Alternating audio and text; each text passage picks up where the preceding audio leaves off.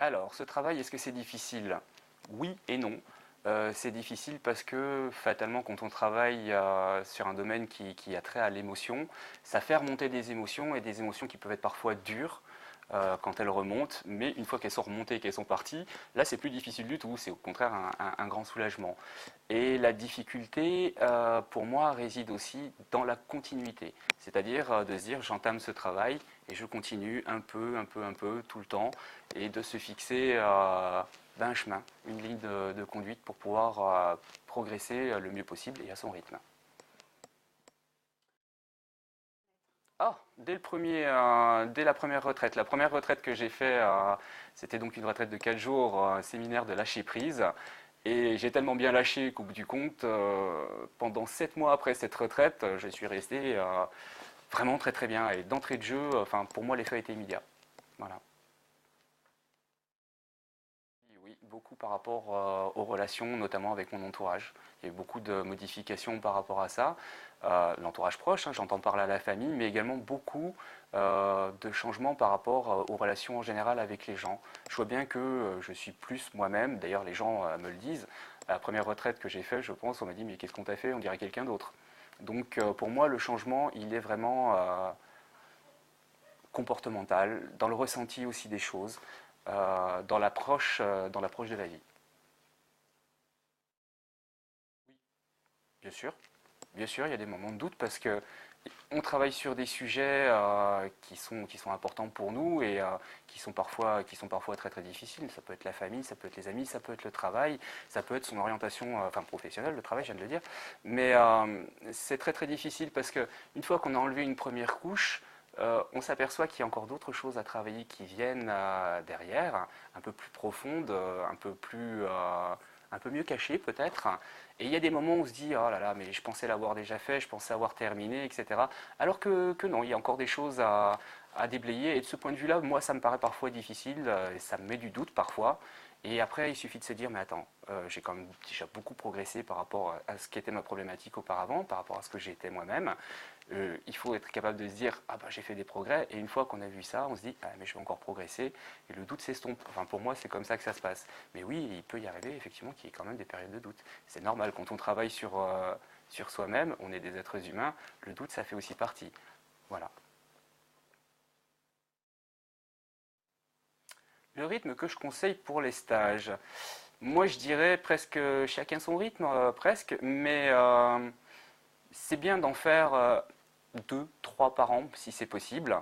Euh, ouais, moi je dirais commencer, enfin personnellement, moi j'ai commencé par une retraite qui m'a, comme je le disais, tenu 7 mois sur ses effets, et puis après j'ai été plus loin sur d'autres stages. Je pense que deux stages, trois stages par an, ça peut être quelque chose de bien.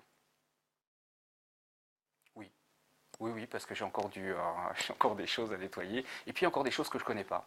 Il y a encore des pratiques, notamment en Reiki, que je ne connais pas, notamment également en chamanisme, et donc j'ai la curiosité, l'envie de les découvrir. On devient soi, un peu plus soi-même. Voilà.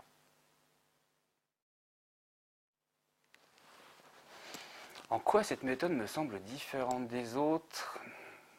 C'est une méthode qui invite à réfléchir, enfin qui invite à se pencher sur soi. C'est une méthode qui invite à être une personne indépendante. Hein, on n'essaye pas de vous inféoder ou de vous rentrer ou d'avoir du pouvoir sur vous.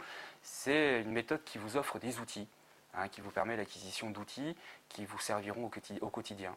Au quotidien et ça c'est important. Voilà. Donc pour moi cette méthode elle offre de l'indépendance, elle offre des moyens d'action au quotidien quand on rencontre une difficulté, elle offre des solutions pour gérer des difficultés. Voilà ce qui me paraît bien par rapport à d'autres où c'est peut-être plus apprends ci, récite ça, fais comme ci, fais comme ça. Là, on donne de l'importance au ressenti des personnes, à ce qu'elles souhaitent. Euh, chacun peut, avec cette méthode, aller son chemin à son rythme et c'est important. Valérie, déjà spécifique à la manière de faire de Valérie, parce qu'on ne peut pas proposer un enseignement tel qu'elle le propose sans le maîtriser. Et donc, Ça, c'est déjà une chose. Et ce qui est spécifique, ben, je trouve, c'est l'humanité qu'il y a hein, dans cette méthode, l'entourage.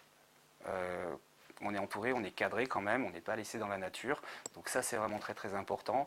Et la possibilité aussi, comme je le disais aussi, mais j'insiste, de pouvoir en discuter avec d'autres par le biais du forum, par exemple. C'est important de ne pas se sentir seul. Et je pense qu'avec cette méthode, on commence à se sentir reliés les uns aux autres beaucoup plus fortement. Et ça, c'est bien. Essaye, tu verras bien. C'est en essayant qu'on voit si ça nous convient ou si ça nous convient pas. Il n'y a pas 40 solutions. Oui, oui, oui, oui.